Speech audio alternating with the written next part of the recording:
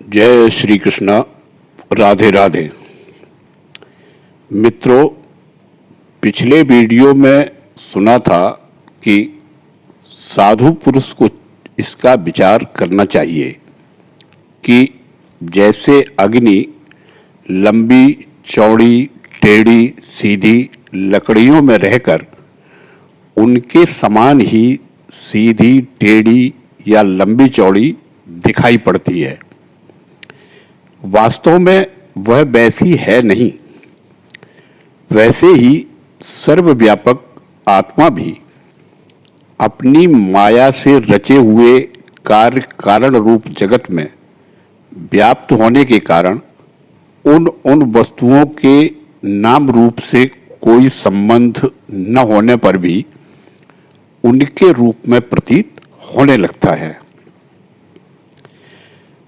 अब आज की उद्धव गीता आरंभ करते हैं। आप लोग ध्यान देकर सुनिए। श्री दत्तात्रेय जी बोले, राजन, मैंने चंद्रमा से यह शिक्षा ग्रहण की है कि यद्यपि जिसकी गति नहीं जानी जा सकती, उस काल के प्रभाव से चंद्रमा की कलाएं घटती बढ़ती रहती हैं, तथापि चंद्रमा तो चंद्रमा ही है, वह न घटता है और न बढ़ता ही है। वैसे ही जन्म से लेकर मृत्यु पर्यंत जितनी भी अवस्थाएं हैं सब शरीर की हैं, आत्मा से उनका कोई भी संबंध नहीं है। जैसे आग की लपट या दीपक की लौ क्षण क्षण में उत्पन्न और नष्ट होती रहती है, उनका यह क्रम निरंतर चलता रहता है परंतु दिख नहीं पड़ता। वैसे ही जल प्रवाह के समान वेगवान काल के द्वारा क्षण क्षण में प्राणियों के शरीर की उत्पत्ति और विनाश होता रहता है, परंतु अज्ञानवश वह दिखाई नहीं पड़ता। राजन, मैंने सूर्य से यह शिक्षा ग्रहण की है कि जैसे वे अपनी किरणों से पृथ्वी का जल खींचते और समय पर उसे बरसा देते हैं, वैसे ही योगी पुरुष इंद्रियों द्वारा समय पर विषयों का ग्रहण करता है और समय आने पर उनका त्याग भी कर देता है। किसी भी समय उसे इंद्रिय के किसी भी विषय में आसक्ति नहीं होती। स्थूल बुद्धि पुरुषों को जल के विभिन्न पात्रों में प्रतिबिंबित हुआ सूर्य उन्हीं में प्रविष्ट सा होकर भिन्न भिन्न दिखाई पड़ता है, परंतु इससे स्वरूपता सूर्य अनेक नहीं हो जाता। वैसे ही चल अचल उपाधियों के भेद से ऐसा जान पड़ता है कि प्रत्येक व्यक्ति में आत्मा अलग अलग है, परंतु जिनको ऐसा मालूम होता है उनकी बुद्धि मोटी है। असल बात तो यह है कि आत्मा सूर्य के समान एक ही है, स्वरूपता उसमें कोई भेद नहीं है। राजन, कहीं किसी के साथ अत्यंत स्नेह या आसक्ति नहीं करनी चाहिए, अन्यथा उसकी बुद्धि अपना स्वातंत्र्य होकर दीन हो जाएगी और उसे कबूतर की तरह अत्यंत क्लेश उठाना पड़ेगा। राजन, किसी जंगल में एक कबूतर रहता था। उसने एक पेड़ पर एक घोंसला बना रखा था। अपनी मादा कबूतरी के साथ वह कई वर्षों तक उसी घोंसले में रहा। उस कबूतर के जोड़े के हृदय में निरंतर एक दूसरे के प्रति स्नेह की वृद्धि होती जाती थी। वे गृहस्थ धर्म में इतने आसक्त हो गए थे कि उन्होंने एक दूसरे की दृष्टि से दृष्टि, अंग से अंग और बुद्धि से बुद्धि को बांध रखा था। उनका एक दूसरे पर इतना विश्वास हो गया था कि वे निशंक होकर वहां की वृक्षावली में एक साथ सोते, बैठते, घूमते फिरते रहते, बातचीत करते, खेलते और खाते पीते थे। राजन, कबूतरी पर कबूतर का इतना प्रेम था कि वह जो कुछ चाहती, कबूतर बड़े से बड़ा कष्ट उठाकर उसकी कामना पूर्ण करता।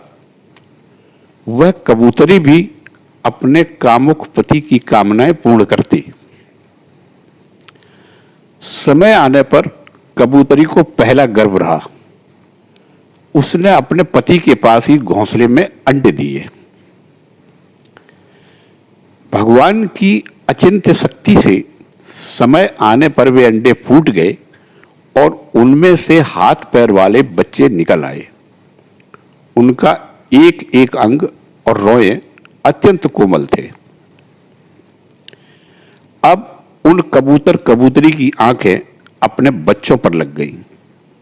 वे बड़े प्रेम और आनंद से अपने बच्चों का लालन पालन, लाड प्यार करते और उनकी मीठी बोली गुटरगू सुन सुनकर आनंद मग्न हो जाते। बच्चे तो सदा सर्वदा प्रसन्न रहते ही हैं। वे जब अपने सुकुमार पंखों से माँ बाप का स्पर्श करते, कूजते, भोली भाली चेष्टाएं करते और फुदक फुदक कर अपने माँ बाप के पास दौड़ जाते, तब कबूतर कबूतरी आनंद मग्न हो जाते। राजन, सच पूछो तो वे कबूतर कबूतरी भगवान की माया से मोहित हो रहे थे। उनका हृदय एक दूसरे के स्नेह बंधन से बंध रहा था। वे अपने नन्हे नन्हे बच्चों की पालन पोषण में इतने व्यग्र रहते कि उन्हें दीन दुनिया, लोक परलोक की याद ही ना आती। एक दिन दोनों नर मादा अपने बच्चों के लिए चारा लाने जंगल में गए हुए थे, क्योंकि अब उनका कुटुंब बहुत बढ़ गया था। वे चारे के लिए चिरकाल तक जंगल में चारों ओर विचरते रहे। इधर एक बहेलिया घूमता घूमता संयोगवश उनके घोंसले की ओर आ निकला। उसने देखा कि घोंसले के आसपास कबूतर के बच्चे फुदक रहे हैं। उसने जाल फैलाकर उन्हें पकड़ लिया। कबूतर कबूतरी बच्चों को खिलाने पिलाने के लिए हर समय उत्सुक रहा करते थे। अब वे चारा लेकर अपने घोंसले के पास आए। कबूतरी ने देखा कि उसके नन्हे नन्हे बच्चे, उसके हृदय के टुकड़े जाल में फंसे हुए और दुख से चेचे कर रहे हैं। उन्हें ऐसी स्थिति में देखकर कबूतरी के दुख की सीमा न रही। वह रोती चिल्लाती उनके पास दौड़ गई। भगवान की माया से उसका चित्त अत्यंत दीन दुखी हो रहा था। वह उमड़ते हुए स्नेह की रस्सी से जकड़ी हुई थी। अपने बच्चों को जाल में फंसा देखकर उसे अपने शरीर की भी सुध बुध न रही और वह स्वयं जाकर जाल में फंस गई। जब कबूतर ने देखा मेरे प्राणों से भी प्यारे बच्चे जाल में फंस गए और मेरी प्राण प्रिया पत्नी भी उसी दशा में पहुंच गई, तब वह अत्यंत दुखित होकर विलाप करने लगा। सचमुच उस समय उसकी दशा अत्यंत दयनीय थी।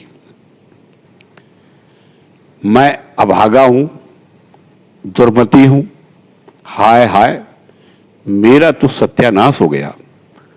देखो देखो, न मुझे अभी तृप्ति हुई, न मेरी आशाएं ही पूरी हुई। मेरा धर्म, अर्थ और काम का मूल यह गृहस्थाश्रम ही नष्ट हो गया। हाय, मेरी प्राण प्यारी मुझे ही अपना इष्ट देव समझती थी। मेरी एक एक बात मानती थी, मेरे इशारे पर नाचती थी, सब तरह से मेरे योग्य थी। आज वह मुझे सूने घर में छोड़कर हमारे सीधे साधे निश्चल बच्चों के साथ स्वर्ग सिधार रही है। मेरे बच्चे मर गए, मेरी पत्नी जाती रही, मेरा अब संसार में क्या काम। मुझ दीन का यह विधुर जीवन, बिना गृहिणी का जीवन, जल का व्यथा का जीवन है। अब मैं इस सूने घर में किसके लिए जीऊं। राजन, कबूतर के बच्चे जाल में फंसकर तड़पड़ा रहे थे। स्पष्ट दिख रहा था कि मौत के पंजे में है, परंतु वह मूर्ख कबूतर यह सब देखते हुए भी इतना दीन हो रहा था कि स्वयं जानबूझकर जाल में कूद पड़ा। राजन, वह बहेलिया बड़ा क्रूर था। गृहस्थाश्रमी कबूतर कबूतरी और उनके बच्चों के मिल जाने से उसे बड़ी प्रसन्नता हुई। उसने समझा मेरा काम बन गया और वह उन्हें लेकर चलता बना। जो कुटुंबी हैं, विषयों और लोगों के संग साथ में ही जिसे सुख मिलता है एवं अपने कुटुंब के भरण पोषण में ही जो सारी सुध-बुध खो बैठा है, उसे कभी शांति नहीं मिलती। वह उसी कबूतर के समान अपने कुटुंब के साथ कष्ट पाता है। यह मनुष्य शरीर मुक्ति का खुला हुआ द्वार है। इसे पाकर भी जो कबूतर की तरह अपनी घर गृहस्थी में ही फंसा हुआ है, वह बहुत ऊंचे तक चढ़कर गिर रहा है। शास्त्रीय भाषा में कहें तो वह आरूढ़ चेत है। अवधूत दत्तात्रेय जी बोले, राजन, प्राणियों को जैसे बिना इच्छा के, बिना किसी प्रयत्न के रोकने की चेष्टा करने पर भी पूर्व कर्मानुसार दुख प्राप्त होते हैं, वैसे ही स्वर्ग में या नरक में कहीं भी रहें, उन्हें इंद्रिय संबंधी सुख भी प्राप्त होते हैं। इसलिए सुख और दुख का रहस्य जानने वाले बुद्धिमान पुरुष को चाहिए कि इनके लिए इच्छा अथवा किसी प्रकार का प्रयत्न न करे। बिना मांगे, बिना इच्छा किए अनायास ही जो कुछ मिल जाए, वह चाहे रूखा सूखा हो, चाहे बहुत मधुर और स्वादिष्ट, अधिक हो या थोड़ा, बुद्धिमान पुरुष अजगर के समान उसे ही खाकर जीवन निर्वाह कर ले और उदासीन रहे। यदि भोजन न मिले तो उसे भी प्रारब्ध भोग समझकर किसी प्रकार की चेष्टा न करे, बहुत दिनों तक भूखा ही पड़ा रहे। उसे चाहिए कि अजगर के समान केवल प्रारब्ध के अनुसार प्राप्त हुए भोजन में ही संतुष्ट रहे। उसके शरीर में मनोबल, इंद्रिय और देह बल तीनों हों, तब भी वह निश्चेष्ट ही रहे। निद्रा रहित होने पर भी सोया हुआ सा रहे और कर्मेंद्रियों के होने पर भी उनसे चेष्टा न करे। राजन, मैंने अजगर से यही शिक्षा ग्रहण की है। समुद्र से मैंने यह सीखा है कि साधक को सर्वदा प्रसन्न और गंभीर रहना चाहिए। उसका भाव अथाह, अपार और असीम होना चाहिए तथा किसी भी निमित्त से उसे क्षोभ नहीं होना चाहिए। उसे ठीक वैसे ही रहना चाहिए जैसे ज्वार भाटे और तरंगों से रहित शांत समुद्र। देखो, समुद्र वर्षा ऋतु में नदियों की बाढ़ के कारण बढ़ता नहीं और ग्रीष्म ऋतु में घटता नहीं। वैसे ही भगवत परायण साधक को भी सांसारिक पदार्थों की प्राप्ति से प्रफुल्लित नहीं होना चाहिए और न उनके घटने से उदास ही होना चाहिए। राजन, मैंने पतंगे से यह शिक्षा ग्रहण की है कि जैसे वह रूप पर मोहित होकर आग में कूद पड़ता है और जल मरता है, वैसे ही अपनी इंद्रियों को बस में न रखने वाला पुरुष जब स्त्री को देखता है तो उसके हाव भाव पर लट्टू हो जाता है और घोर अंधकार में नरक में गिरकर अपना सत्यानाश कर लेता है। सचमुच स्त्री देवताओं की वह माया है जिससे जीव भगवान या मोक्ष की प्राप्ति से वंचित रह जाता है। जो मूढ़ कामिनी कांचन, गहने कपड़े आदि नाशमान मायक पदार्थों में फंसा हुआ है और जिसकी संपूर्ण चित्तवृत्ति उनके उपभोग के लिए ही लालायित है, वह अपनी विवेक बुद्धि खोकर पतंगे के समान नष्ट हो जाता है।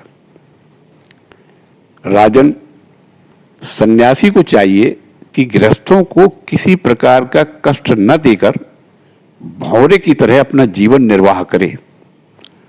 वह अपने शरीर के लिए उपयोगी रोटी के कुछ टुकड़े कई घरों से मांग ले।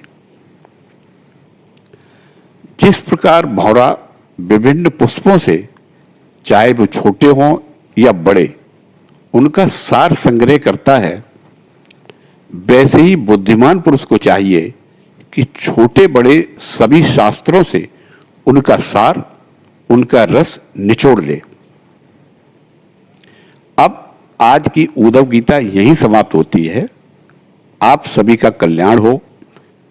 जय श्री कृष्णा। राधे राधे।